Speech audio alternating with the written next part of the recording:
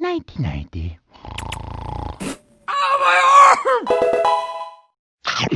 What is up, everyone? MunchingOrange here, and welcome to another Pokemon Sword and Shield update. So today, or actually a couple of days ago, we got a brand new trailer revealing a bunch of news for the Isle of Armor and Crown Tundra DLC, and we got an official release date, which is now confirmed to be June 17th. Oh my god, that's in 2 weeks! So at this point, I'm sure most of you have seen the trailer, and if not, then we're gonna dive into it together. I'm gonna watch the whole thing first, and then give my thoughts on it afterwards, as well as dive into the Pokemon website to see if we can uncover any secrets or hidden details that we might have missed in the trailer. Explore the Isle of Armor and Crown Tundra with the Pokemon Sword and Shield expansion pass, and let's just jump into it. Of course, like the beginning of this video, we're gonna start off the trailer with our boy Galarian Slowbro. Galarian Slowking yet to be revealed, but there's the mystical tree of might. Oh my god, it's going too fast, dude. I already want to pause at every second, but I'm gonna watch the trailer first, then we'll pause and react to each individual thing. But yeah, there is a lot to unpack here. So starting off with part 1, the Isle of Armor. If you guys don't know at this point, there will be 2 DLCs. First one is confirmed June 16th, and the second one we still don't really know, but oh my god, oh! Our boy Wailord is big again. Imagine this is just in the overworld, and then when you send it into battle, or when you run into a battle with it, it goes back to being baby form. That would be so sad, dude. They have to update Wailord to be this big in the battle itself, like a Gigantamax Pokemon. I mean, Wailord is basically Gigantamax size, so if he's not actually big in the battle, and this is just in the overworld, bro, Ho's gonna be mad. And by Ho's, I mean Mo's. So there's a bunch of other Pokemon alongside Wailord. I just overreacted because he's actually big, and that's something that obviously people have been asking for a while, but got a bunch of new Pokemon. Oh my god, was that a speeding Slowpoke? Not really slow anymore, is it? We got the 2 new gym leaders, or I'm not really sure if they're gym leaders, but they're gonna be special characters in this DLC. And Gigantamax, Venusaur, and Blastoise. I think this might actually be the first time we're seeing them actually in-game. Like, not just concept art or whatever, but, I mean, they look alright. We're slowing things back again with Kubfu, and I guess a little bit more on the side quest that we have to do in order to evolve it to Urshifu. Of course, there's 2 different towers, and depending on which tower you go to, will be the version of Urshifu that you get. So there's Rapid Strike, and whatever the other one is called. There they are now. And they're Gigantamax forms as well, which looks super awesome. They almost look like shiny Pokemon, being like white and red and blue instead of gray and black, I think is the default. And now we're moving on to the Crown Tundra, it seems. Oh, I love the scenery for this DLC specifically, dude. I'm actually way more excited for this one, I feel, than the Isle of Armor because of the scenery change. Like, we got the whole, well, Tundra, that's what it's called after all. And this man here, I'm guessing, is going to be pretty important to our quest to apparently find the Regis? Yo! I didn't know that the old school Regis were coming back too. There's like the Tree of Life thing in the center of the Crown Tundra. Or maybe not in the center, I don't really know what the map looks like, but I would assume that's like the center point of it, you know, of the whole wild area kind of thing going on here. And of course, one cool thing about the Crown Tundra, aside from just the scenery, is that you can get every single legendary Pokemon, including some new ones here. Or at least I think they're new ones, because they're obviously not Regi forms or Galarian forms like the birds here, which are confirmed to be Galarian forms instead. Not a big fan of that other legendary. I always forget its name, like Calyrex or something.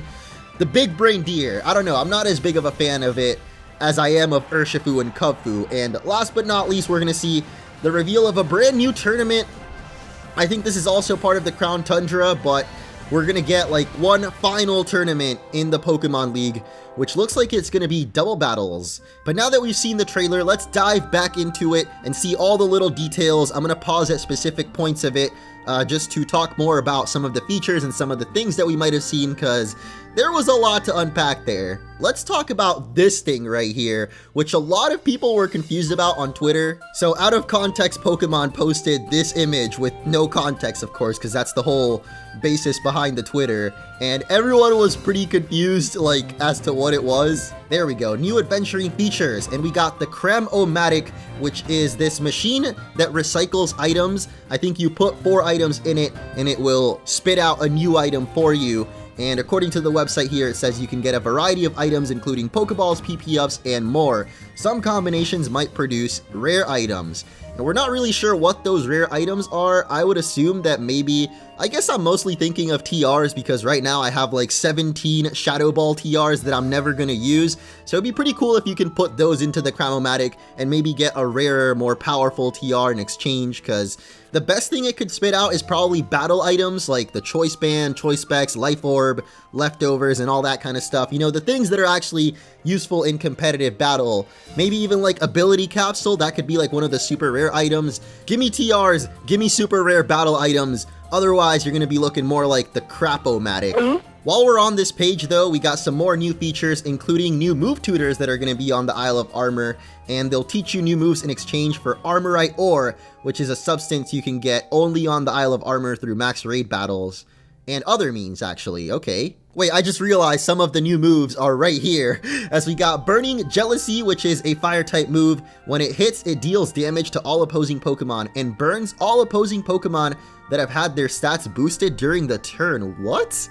If the enemy uses something like Swords Dance and then you use Burning Jealousy, it'll actually burn it, basically negating the fact that it just used Swords Dance. That's pretty good actually, I like that.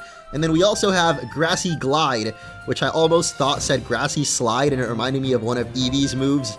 But no, this is Grassy Glide. This move has high priority when used on grassy terrain. Oh, only on grassy terrain though, so I mean that makes sense why they're showing Rillaboom here, since of course the hidden ability starters finally came out. And if you guys didn't get those, I made a video about it a couple of days ago, so check it out. I like Burning Jealousy. I'm not too sure on Grassy Slide or Glide, but I'm sure there's going to be way more moves added in through this move tutor. Another new feature though here is the Max Soup, which I've also heard a lot of people memeing about. Mainly I just remember someone sent me the arrows from JoJo and it's, you know, Max Soup instead. But it says here, if a Pokemon with great hidden potential drinks Max Soup, then it will become capable of Gigantamaxing. So could be a Pokemon that has max Dynamax level, because you can feed your Pokemon Dynamax candies too. So maybe if your Pokemon has max Dynamax potential, then you can drink it or give it the Max Soup to drink, which of course links back to the starter Pokemon who are going to be capable of Gigantamaxing in the DLC. But I don't know if like you get a special new one or if you can just give your already existing starter the Max Soup here, because I would love our boy Mojo the Rillaboom from the Let's Play to be able to Gigantamax, or any of the hidden ability ones. There's a whole bunch new features in the Crown Tundra as well, but we're gonna go in order with what the trailer showed us first. So right after the Cram-O-Matic, there was the Max Soup, and then we have these two fellas here. Clara is gonna be exclusive to Pokemon Sword. Avery is in Pokemon Shield. I guess that's why Avery was sitting alone during the Max Soup cutscene. Clara looking hella cute though, you gotta admit. And Avery, I mean, he's got Galarian Slowbro, so that's cool. But I noticed how they don't show Clara's Pokemon, and I wonder if that means that she's gonna have a new Galarian form that's yet to be revealed. A lot of people have been pointing out how her like bow kind of looks like a Dustox, and she also has this kind of peculiar X-ring I noticed in the trailer here. I'm sure that's just an accessory for her to look extra kawaii, but it could have something to do with the Pokemon she's got. The only thing for certain is the trailer is definitely trying to hide her Pokemon, as they cut to both of them, and then right after they toss their Pokeball, it's just Avery and Slowbro. So maybe she's actually got the Galarian Slowking instead. I think that one's not coming out till the Crown Tundra though, so my best guess, Dustox, just because that's what my gut is saying. Dustox could always use some love, and it is a poison type, which is what she specializes in. So Galarian Dustox confirmed. Now speaking of Galarian forms, or rather Gigantamax forms, we got the official look at Venusaur and Blastoise in their Gigantamaxes. I don't know how I'm feeling about these designs though, like look at the top of his head. Look at his lips. I believe it does get a signature move though in G-Max Vine Lash. Damn, look at that artwork right there actually. He's looking a little better because, you know, it's not just full bowl cut like I was saying earlier, but G-Max Vine Lash doesn't just deal damage, it will continue to deal damage 4 turns to any Pokemon that isn't Grass type. Pretty sure it's going to be the same for Gigantamax Blastoise, which, even though it looks kind of basic, it might be my favorite of the 3 Gigantamaxes just because he's got Fort Knox on his back. 31 cannons? That's a lot of cannons. And he's going to use those cannons in his exclusive move, the G-Max Cannonade, which will deal damage and continue to deal damage for 4 turns to any Pokemon that isn't water type. So I still don't know how Gigantamax Pokemon are able to function. The only explanation is they have to be holograms, because I'm pretty sure one of these attacks from Blastoise would flood the whole stadium. Everyone in that stadium would be dead, or drowned, or at the very least, extremely wet. I'm curious who this lady here is though, because not only is she in charge of the Max Soup, yeah, that's definitely the same lady as the Max Soup, so maybe she's Mustard's wife? Or sister? I don't know, but she's gonna give you a choice between Bulbasaur and Squirtle as your Gigantamax Kanto starter, and then later on, I'm assuming you go to her house, she's gonna give you a little Max Soup and teach you more about Gigantamax, and then she will ask you like if you want to Gigantamax your Galarian starter Pokemon. The next bit of the trailer just covers Kubfu and Urshifu again, which I think we already discussed in the previous trailer analysis reaction, so they're not really going to say too much more about it aside from showing off their Gigantamax forms. I think I said in the last video I might have liked Rapid Strike more because its attack seemed cooler to me, but one new thing that they did reveal is their ability being Unseen Fist. I don't think we knew what it did exactly before, but this ability will let Pokemon deal damage even if the target defends itself with moves like Protect. Unseen Fist doesn't care, bro. It doesn't see your protection, it just goes straight in. So Single Strike Urshifu gets Wicked Blow, which is a move that will always result in a critical hit, allowing Urshifu to attack while ignoring the target's stat changes too. And then Rapid Strike, which has Surging Strikes, and this move also will always get critical hits. Wow. Urshifu needs to calm down, dude. Bro, look at this thing. Oh my god. In its Gigantamax form, its exclusive moves are One Blow and Rapid Flow. That's a nice little rhyming we got going on there. I think that's about it for the Isle of Armor, but how could I forget about Galarian Slowbro, our boy, with the Mega Man arm cannon. So this regional variant of Slowbro is going to be a poison and psychic type, as apparently when Shelder bites onto his arm, it somehow causes a chemical reaction with the spices inside Galarian Slowpoke's body. I'm not making this up, it's literally on the Pokemon site.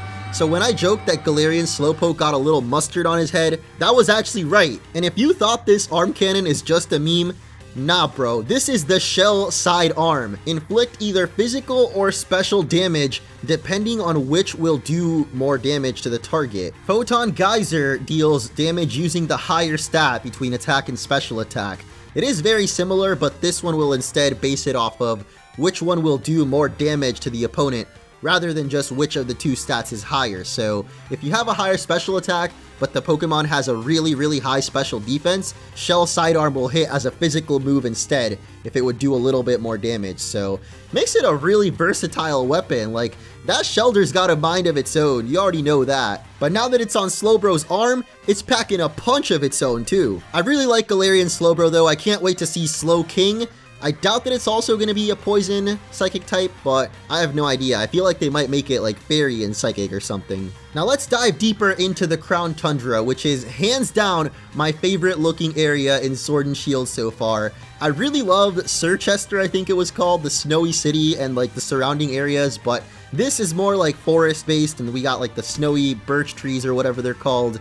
And it just looks really nice, especially with that tree in the center. We got the ruins deep in the snowy mountains. I don't know, man. I can't wait to explore the Crown Tundra. It just looks so cool. And so does this man here, who I'm not too sure about, but the website does have more info on him, as apparently his name is Peony. And upon arriving in the Crown Tundra, you'll encounter him along with his daughter. Doesn't really say much about what they're doing here, like they're just looking for the legendary Pokemon in the area, and I really just want to know what the heck that little symbol on his hat is all about. Almost every logo or like company symbol in Pokemon has something to do with an actual Pokemon, especially with this one having a little angry eye and like spokes coming out of it, almost like a windmill. So I have a feeling this might actually be a hint to a new Pokemon. Could even be his partner Pokemon, considering once again, he's about to toss it out and then they cut to the Regi Temple. So obviously they're trying to hide something from us here. They're definitely not hiding the love for Wailord and Relicanth though. That's a nice little Easter egg. For those of you Zoomers that haven't played the old school Pokemon games, in order to get the Regis back in the original Ruby, Sapphire, and Emerald, you actually needed to have Relicanth and Wailord in your party. It was like the most obscure side quest ever, and I wish they would do more stuff like this in the newer games, because it honestly felt like something you'd see in a troll video, like that one time I tried to convince people that you could get to Naval Rock.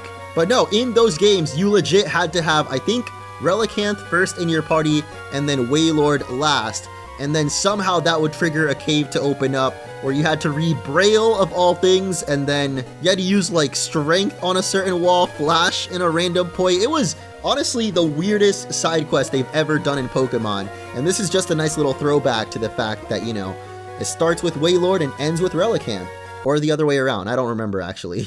So the 3 OG Regis are coming back, but along with them comes some new forms for the Regis, or actually completely new Pokemon, as we've got Regi Elekid, Regi Eleki, no D, and Regi Drago, taking that D. And they're of course going to be electric and dragon type versions of the Regis. I freaking love Regi Eleki, dude, especially when you read more into it and what its design is based off, and it's theorized that in ancient times, people tormented by Regi Eleki fitted the equipment on this Pokemon to restrain its power. It's a special insulating equipment that doesn't conduct electricity, so if it didn't have these blue rings around it, Regi Eleki would literally just be pure electricity running wild around the region. But one thing we do get to learn about it is its signature move, Thunder Cage. This electric type special moves fires bolts of electricity, trapping the opponent below them in a cage of lightning for up to 5 turns, preventing them from fleeing or swapping out, and it will cause damage every turn too. So it's kind of like a fire spin, but electric type, and I'm assuming a lot more powerful since it's coming from an electric, or I mean a legendary Pokemon. I'm not so certain about Regi Drago, because it seems to have just stolen more assets from Charizard, and the last thing we need right now is more Charizard. Still, a dragon type Regi, that just sounds so bizarre. Like electric type I can see, but dragon type I never would have expected. And this guy's got a signature move called Dragon Energy, which is actually what this weird Charizard dragon head looking thing is. It will assume a shape similar to a dragon's head, then fires intense energy from its mouth. The more HP the user has remaining, the higher the move's power. So it doesn't say exactly how much power, but we can assume at full HP it'll be doing a heck of a lot of damage. Folklore tells that the legendary Pokemon Regigigas tried to create a Pokemon from crystallized dragon energy, but ran out of crystals and was only able to complete the head. What? You're telling me this thing was supposed to be a whole dragon? People of old feared that if Regi Drago were to be completed, it would rain destruction on their land, so they sealed it away within the temple. Oh my gosh. Imagine if all the Regis combined like Voltron or like a Megazord. How epic would that be, dude? It sounds cool in my head. It probably wouldn't look nearly as cool, but I'm printing money for you, Pokemon. Just do it. And the only question on my mind now is if Regigigas will end up making an appearance in the DLC, because we see all of the other legendary Pokemon can be encountered through max raid battles now, so I wonder if that also includes Regigigas, or if our boy, or rather our big daddy, is gonna get left out. So the final new feature is actually gonna be in the Crown Tundra DLC, so we won't be seeing it until fall 2020, not in the Isle of Armor, but it is going to be the Pokemon dens in Dynamax Adventures. And this is what we see in the trailer when all of the legendary Pokemon are popping up back to back to back to back. In this new Dynamax adventure, you can team up with 3 other trainers and venture deep into Pokemon dens, maybe even run into Dynamax Pokemon. It looks so weird when it's just 4 of the same trainer wearing the exact same outfit going up against Mewtwo right there. I don't know why, there's something so off about that to me. The fact that they're all dressed the exact same, like they're clones of each other. So I hope you can at least still customize your trainer or wear your own clothes in these areas, and this is just for the trailer's effect, because it'd be kind of goofy if everyone's always wearing the same thing. So they don't really show too much of how the exploration part of this feature works, like you actually running around in the den, but judging by this one little map image here, I would guess that you can actually roam around freely with your friends, and you can choose which path you want to go down. Not really sure what's going on with that little character there, but maybe you could even encounter trainer battles in here, not just max raid battles, but as you can see, all the paths kind of merge into one at the end, so probably the legendary Pokemon would be all the way back there, so you'd have to take down the regular raid Gigantamax Pokemon before you get to take on the big bad boss legendary. Now finally, let's talk about the other trio of legendaries revealed, or rather new forms for previously known legendaries. That is of course Zapdos, Moltres, and Articuno. I always say those names out of order for some reason. They're literally uno, dos, tres. Now let's start with Articuno, the proper number 1, which in its Galarian form is known as the Cruel Pokemon and is going to be a Psychic and Flying type. I actually would have guessed this was going to be Ghost and Flying, I think, in the previous trailer, because, I mean, it's floating there without even flapping its wings, so I guess you need some type of psychic power to do that. And it actually confirms that here on the Pokemon site, saying it keeps itself airborne through constant use of psychic powers, almost never flapping its wings. I think it only ever flaps its wings when it wants to flex, basically. Which includes when it's using its new signature move, Freezing Glare, in which the Pokemon fires psychic power from both eyes, and it may also leave the target frozen. Just one glance at this Pokemon's eyes, and you're already dead. And even if it doesn't kill you, it leaves you frozen, which I don't know if that's guaranteed. Actually, it says here it may also leave the target frozen, so I'm not sure what the percentage is on that, but it's called Freezing Glare, so I'm gonna guess it's at least a 50% chance that after it hits this move, you will end up frozen as well, and that is insanely powerful. So let's keep it going in numerical order with Zapdos, which is going to be a fighting and flying type in the Galar region. Can we get a moment of silence for our boy Hawlucha? He was the only fighting flying type for so long, and at least he's still the only Pokemon with flying press. They'll never take that away from you. But Galarian Zapdos here is going to be the legendary version of a fighting flying type with the ability Defiant. And despite being a legendary bird, I don't think it can actually fly. That doesn't make it any less bird-like, okay? There's still plenty of flightless birds out there in the world. For some reason, I can only think of the ostrich right now, and that's kind of what Zapdos looks like right here, so I would say it's more like Zipdos now, as it zips across the screen, jumping all crazy like with its new moves, one of them being the Thunderous Kick. Okay, wait, there's still some thunder going on here. It is a fighting type physical move that overwhelms the target with lightning-like movements, and it may also lower the target's defense stat. Or no, it does lower their defense stat. Okay, that's some thunder thighs right there. So Moltres is going to be a dark and flying type now. I would have never guessed that in 100 years, bro. Like, it still definitely looks like a fire type to me, or maybe dark and fire even. I think that would have been a cool type combination, but they still wanted to keep all three of them flying since they are the legendary birds, even though one of them doesn't even fly anymore. But, you know, whatever, dude. Moltres here is going to have the signature move, Fiery Wrath, which is a dark type special move. It transforms its wrath into a fire-like aura to attack, and it may also make the opposing Pokemon flinch. I guess I don't really have much to say about Moltres. To be honest, it was my least favorite of the original trio, with Zapdos being my favorite.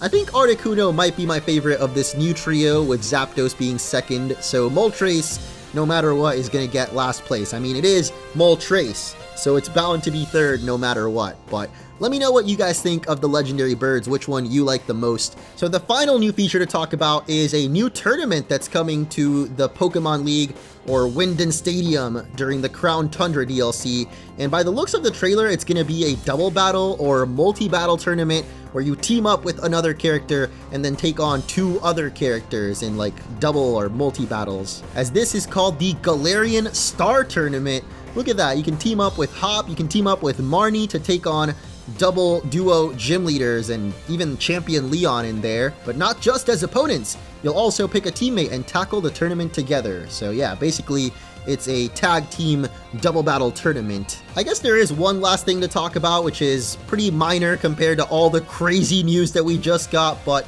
There's of course going to be new customization options. You can see some of them here. We got Chairman Rose's outfit, Marnie looking extra cute. Oh my gosh. Okay, now I wish I played as the girl character just so I could cosplay Marnie, but I am excited for the new clothing items, especially Leon's hat, although we still don't have Leon's cape. What are you doing, Game Freak?